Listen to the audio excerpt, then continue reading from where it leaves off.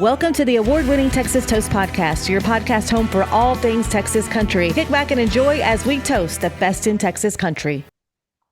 A big Texas Toast cheers, everyone. Welcoming for the first time to the Texas Toast Podcast. I'm so excited, everyone, to meet Krislyn Arthurs. Hi, Krislyn. I'm Miss Hi. Helen, host of Texas Toast Podcast. And I was so excited when I opened up the email and got it. And then I started listening through your Dropbox. You have a new album coming out in April 24th. Honky Tonk PhD. We're going to jump into that in a little bit, but I want to talk about you first and your incredible songwriting. Where did that Thank skill come you. from? So honestly, I never really honed in on my songwriting until I was in my 20s. But all through junior high and high school, I had an incredible English teacher who really pushed the limits with our creative writing. So she is actually really the one that kind of opened that outlet for me when I was in junior high and high school. And yeah, so just started writing, and then I had a meeting with a music exec that was at Sony at that recently after before he had left. He had met with me and had, kind of given me some advice. And I didn't even know there was a songwriting world in the music industry. I thought the music that I heard on the radio was written Oh, and performed by them. And he was like, "Do you write your own music?" And I just remember looking at him like, "No, I don't." And he was like, "You got to be able to write your own music if you want to make it in the industry." And I went that night and I started trying to write my first song, and I wrote my first song that night, and it opened up a whole new world for me. wow. I can't imagine you not songwriting because when everyone jumps in and takes a listen to this album when it comes out or anything else that you've actually released already that's already out there, it's like every especially every track on the album, to me, the song is like an event. It's like going through a movie soundtrack. And it's so funny that you mentioned like a movie soundtrack, because a lot of times while I write my music, I actually kind of picture how this could play in a movie or in a music video. Like I try to make my songs and my songwriting very colorful for people to kind of create that vision themselves as well. Well, thank goodness for the English teacher and the advice from the Sony rep. Yes, because, and I love in your bio, and it holds true all through this album. There's some descriptive words in your bio about your music: bootlegging, crooked politicians, dirty preachers, cheating, beauty queens, psycho girlfriends. I mean, it's like you just have such a wheelhouse of music. And so you're from Oklahoma, Medford, Oklahoma, a small town. Yep, originally from Medford. We've since transported and planted our roots in Enid. So yeah, we've been here for about a year, but I'm a small town girl through and through, pretty much born and raised. Yeah, so I guess your songwriting did that draw a lot from like your songwriting, is it drawn a lot from your small town? Because I grew up in a small town too, and I could relate a lot to a lot of it. Yes. So I love like small towns, love them, hate them. They Mhm. really do have a lot of influence on my stories and my songs that I've written and released, and even the songs that are going to be on this album as well. So, like I said, small town girl, and even though it's a small town, there's a lot happening in small towns. Yes, so I want to back up. So I know we talked about your songwriting that came on a little later, but when did you start singing? So I've didn't actually start singing until, I mean, I'd always loved music from a very young age, but I kind of grew up. My mom was real big into karaoke, so we would karaoke in the garage Cool. growing up and things like that. And my mom actually did like a karaoke competition while I was growing up. And so, really, the only kind of singing I ever did was in my garage, and I didn't actually perform in front of anybody until I was 21 years old. Wow. And I was very scared. I did not eat that whole day. I thought I was going to vomit. Oh, I can imagine. It was just like, so my first show kind of happened by accident. I'd just been writing songs for about 2.5 years before I even played my first show. Wow. Wow. Couldn't hardly make it through, and the bar manager was like, "All right, you either need to figure it out or you got to go home." And I something just kind of came over me, and I was like, "I want to do this. Like, this is what I want to do in my life and my career. It makes me happy." And I finished the song and finished the whole set, and I have not looked back since. Wow. See, again, somebody else put in your path that gave you that encouragement because I can't imagine you doing anything else because your voice is just so strong vocally, just amazing. Such control and just Thank it's you. powerful. Thank you so much. Okay, so let's talk about okay, so I noticed that you've shared the stage with some of my favorites like Braxton Keith, Jared Neiman, Josh Malloy, and William Beckman. So that's coming a long way from that first performance. So that had to be Yes. fun for you. Yes, and actually, the majority of those, actually, all of those happened last year, which I cut my teeth with Josh Malloy. I actually knew him back in high school. So we're actually neighbors. How We're only 40, cool. like 40 minutes away from each other. But so yeah, those have all happened within the last year. I've been doing music for about 10 years, and they always say year 10, things start to kind of happen and change for you. And my path has been a little bit slower than most people. And honestly, I'm really thankful for that. Yes. Well, the album has 10 tracks on it.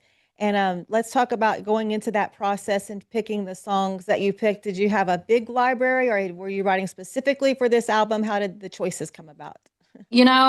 I actually I don't do a lot of co-writing. Only two songs on the record. One was co-written and then one was written in my honor. So um it's taken me a long time to fully bite the bullet and be ready to record an album.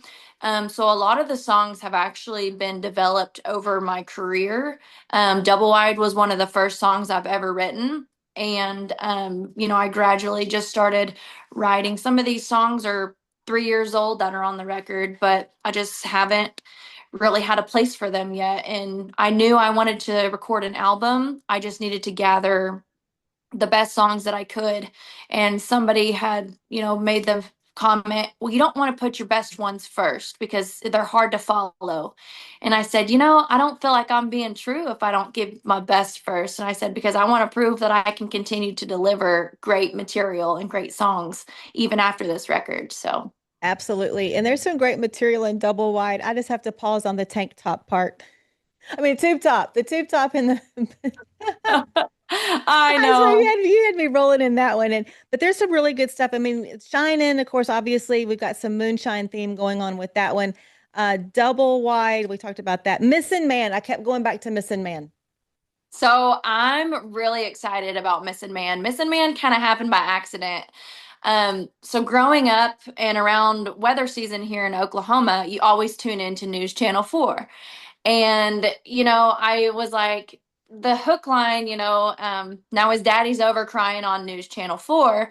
And I knew I wanted to incorporate some of my Oklahoma things that a lot of us Okies would relate to and understand, but also just, really hold people accountable for their actions. Like, Yes. you can't just sweep things under the rug. And domestic violence is something that I really advocate for Thank and you. Me try to too. make my voice known Mhm. that, you can leave. It's hard. I It is. understand. Like, there's no judgment here. Um, there's an outlet, and you're not alone in the situation. So Missing Man has a huge part of that as well. So Yes, I could see that in there. And then also the sin. I kept going back to that one. yes. So I actually wrote this in after I watched and read the book Where the Crawdads Sing. That is one of my favorite movies and books. And I've always been really interested and intrigued in like the swamplands, the marsh. It's just very eerie and, in its own way, very beautiful too. So I tried to actually replicate a little bit of that storyline into that song. And so yeah, I have a bad habit of I listen to movie tracks, goes back to our initial conversation. And Yes. if I feel like I could write a song that could, if one day they want to say, oh, let's kind of refresh the soundtrack a little bit. Here you go. I got one for you.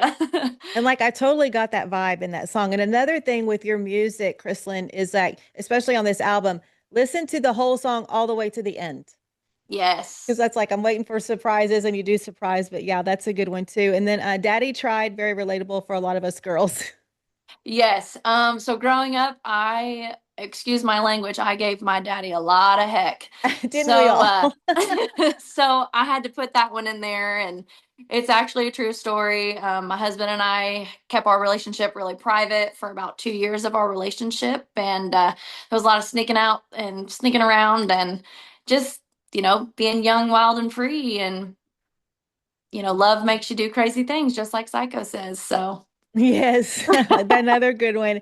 And then let's see, we have Clean Hands, Dirty Money, another one of them small town songs. Yep, that I don't want to say a lot of that is true, but there has been a lot of things in my little hometown that just kind of raises an eyebrow for you, and you're like, well, why are we doing things like that? Why are we, and like I said, I love my small town and where I'm from, but any small town you go to, there's going to be politics. I mean, even a big Absolutely. city, but it's just a little bit more well known in these small towns. So, Oh, and and in small towns, I mean, like I grew up in a small town, but now my adult small town is even smaller than my hometown small town. And mhm. sometimes you don't even have to do anything to get talked about. Yeah, you don't even have to be in town or even live Yes. there anymore. We've been gone for a year, and shortly after we had moved, I had gotten a phone call about there was an incident in one of the restaurants back home, and I was actually in Texas when this all happened, and somebody had called my grandmother and said, "We heard your granddaughter was raising some hell in the restaurant."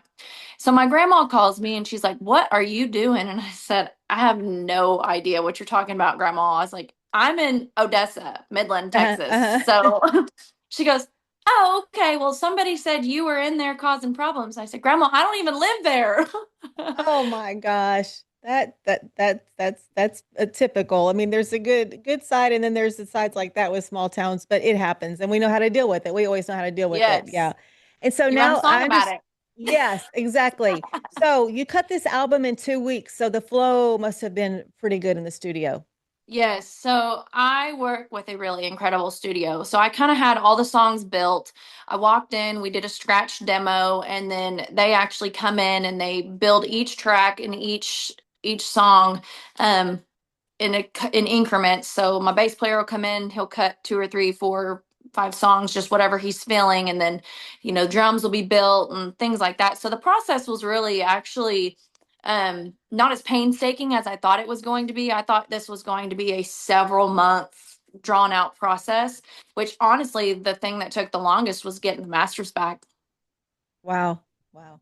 So, yeah, like I said, I work with a really incredible group of musicians and and my studio is amazing. And my producer is like always gets my vision.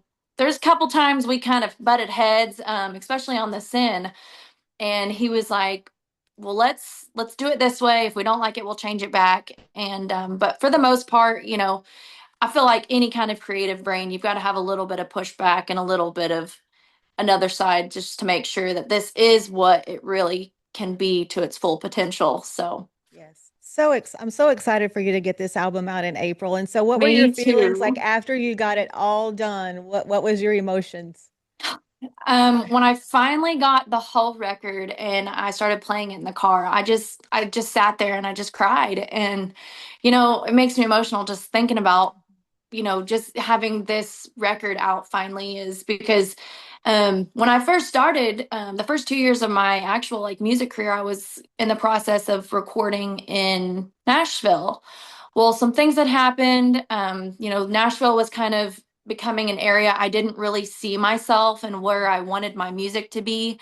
And plus, the quality of music that I was kind of being exposed to and recording out there just was not to the standard that I wanted people to associate with me. And I say this with the most respect, but I knew that I wanted to give people the best product that I could. So I actually didn't record anything for the first like 4 years, 4 or 5 years of my career. And so this whole process has been such a long time coming. And I'm thankful again that it has taken me 10 years so I can give people the best quality and the best version of myself as I can. Oh, love that. Love that. I know when everyone gets their ears on it, they're going to love it. Honky Tonk PD. I mean, Honky Tonk PhD. And oh, speaking of that, so I think I read something where that's your, of course, title cut to the album. So let's talk about that Yeah, one. That's kind of like your college degree. it is. So, I played the college game a little bit. I have about a year and a half worth of college, and I was a single mom at the time and working two jobs, and I was like, I've got to actually like do something. And I dropped out of college. I was a dental assistant for 12 years. But playing in all these honky tonk bars, I feel like I was like, man, I've, kind of paid my dues. I feel like Right. I've got a reputable PhD. Like, ask me anything about honky tonk and I can probably tell you. So that was really where a lot of the inspiration came from. Um, Nobody on my parents' side, like my mom and my dad or my brothers, none of us have a college education. We're all blue collar folk that went right into the workforce, and so I was like, well, I need to talk about just kind of my upbringing in that too. They're big. They were big into the honky tonkin, and we were always having fun parties and stuff growing up. So there's one thing about it is we do know how to have a good time. Yes, love it, love it. And so you're taking that good time on the road and you're going to celebrate the album with your album release party on April 25th. Want to talk about that? Yeah. Yeah, absolutely. We are going to be headed to the Mercury Lounge in Tulsa. That was our actual very first sellout. So it was only fitting that we celebrate our debut release at Mercury Lounge. They have been such a huge support and have taken me under their wing. It took me 2 years to actually land a headlining spot. Excuse me. And when we first had our very first headlining debut, we sold our very first show out. Awesome. Congratulations on that. Thank you. Thank you. So it was been a long time, like I said, long time coming, and we're really excited to celebrate our album release party in Tulsa. Okay. And so what are some other shows that you have on the books coming up? On Friday, February 20th, we are opening for Taylor Honeycutt at Beer City Music Hall in Oklahoma City. We are going to be going down to Texas to play at Cool. Magnolia Motor Lounge on April 17th, and then opening for Jason Eady at Love and War Plano on the 18th, April 18th. So those are three of the really big shows right now that I'm super excited about. We're really hoping now that the spring season is coming, we'll get a little bit more opportunity. January and February have been very, very slow. And so we're really hoping that things turn and speed up for us. Oh, yes, yes. Once we get through this, February is not my favorite month of the year, but once we get through February, March comes, spring comes, summer's here, and things are going. Yes. I can so see you playing so many of the venues in the stockyards too. Yep. We've actually played at the Rhinestone, but it's been a couple years. So we're hoping to get back. Get back there. And Yes. Billy Bob's is definitely my bucket Oh, list. heck yeah. Oh my gosh. I can't. I'll be So following along. We'll yeah, see that that to would be fruition. Yes. amazing. Yes. Yes. That will be awesome. Well, it's been wonderful having you on the podcast. Let's talk about you like when you're any hobbies or anything interest outside of music, things that you might do that's interesting for our audience to get to know about you. Let's see. So, I'm very crafty. I love Okay. doing crafts. I actually just left the thrift store. Thrifting is like my favorite hobby ever. But I just picked up a bunch of things at the thrift store. And one fun fact about me that I want everybody to know is when you come to our show and you buy merchandise from us, I always try to bring things that I personally make. So, one cool craft that we are trying to make now is I'm trying to make custom patchwork sweaters and hoodies with my logos and merch on them. And then I make bottle cap earrings, I make fringe koozies. Yes. Wow. Oh, I try wow. to do, and so, I like to do these little things because I want people to think, at some point I'm not going to have these. So I want everybody that continues to support my career as we grow that they get very unique, special items that are not generic, so that they can treasure that with me as well.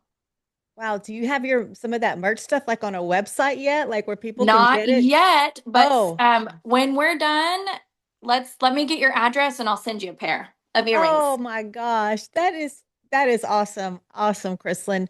Well, the Thank you. album comes out April 24th, Honky Tonk PhD. The one thing I was going to ask you now, are you going to be doing the typical like dropping a song at different, like how they kind of sprinkle them out? I know there's a name for that. I can't think of the name of it, The but single releases. So I've yes. actually released 3 songs off of the album already. So I'm kind of on the fence if I want to do one more before Mhm. the actual release or if I want to be a little stingy and hold on to the Hold it. rest of the Yes. record. So I've been kind of going back and forth with that. Double Wide just dropped 2 weeks ago. Saw that. I want to give it a chance to kind Mm-hmm. of live its Mm-hmm. life before the record. So I'm kind of on the fence. We've been kind of going back and forth between releasing Trauma or The Sin or one of those. But I was like, Trauma is really like my big deep cut on the record. So Mm-hmm. I'm almost like, I think I want to save that one. Yeah, Trauma is nice. I forgot to bring that one up. Yes, That's another. They're all good, and Trauma has its own little hmm personality, song and that whatever.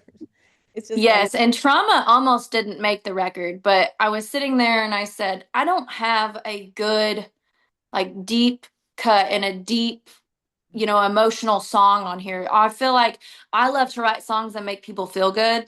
And I hate to be sad. That's one thing about me is I love to laugh, I love to smile, and I love to make people feel good.